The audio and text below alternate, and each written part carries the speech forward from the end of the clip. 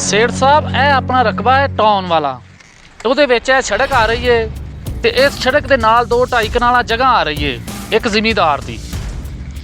ਉਹ ਨਹੀਂ ਮੰਨ ਰਿਹਾ। ਉਹ ਕੌਣ ਹੈ?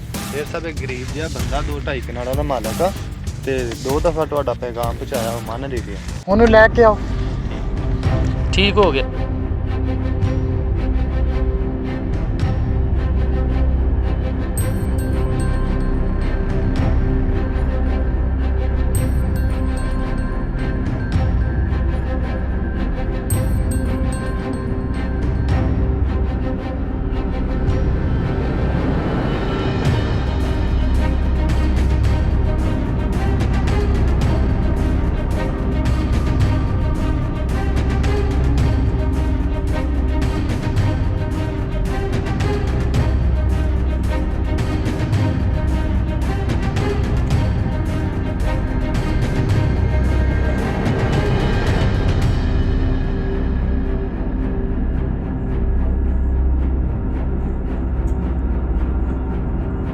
ਉਹ ਵੱਡਿਆ ਜ਼ਿਮੀਂਦਾਰਾ, ਸੇਠ ਸਾਹਿਬ ਬੁਲਾ ਰਹੇ ਨੇ ਸਾਡੇ ਤੁਹਾਨੂੰ, ਜਲਦੀ ਆਓ।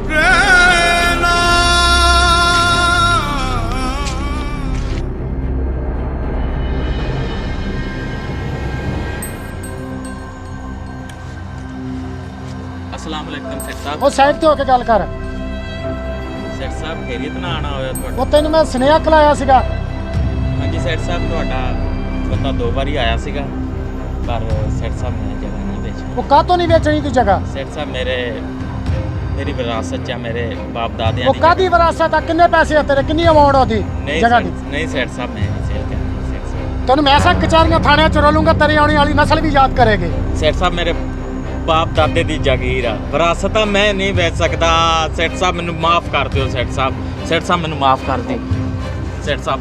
ਤੈਨੂੰ ਸਾਡੇ ਸੇਠ ਸਾਹਿਬ ਦੀ ਸਮਝ ਨਹੀਂ ਆਈ ਗੱਲ? ਸੇਠ ਸਾਹਿਬ ਤੈਨੂੰ ਅਸੀਂ ਇੱਥੇ ਜ਼ਮੀਨਾਂ 'ਚ ਵੀ ਰੋਲਣਾ, ਥਾਣੇ ਕਚਹਿਰੀਆਂ 'ਚ ਵੀ ਰੋਲਣਾ। मेरी एक गल याद रखियो, कदों जुल्म हद तो ज़्यादा वध जांदा ते मिट जांदा, कदों खून बह जांदा ते ओ जम जांदा। तुहाडा जुल्म अल्लाह ताला ਗੱਲ ਕਰ। ਤੂੰ ਸਮਝ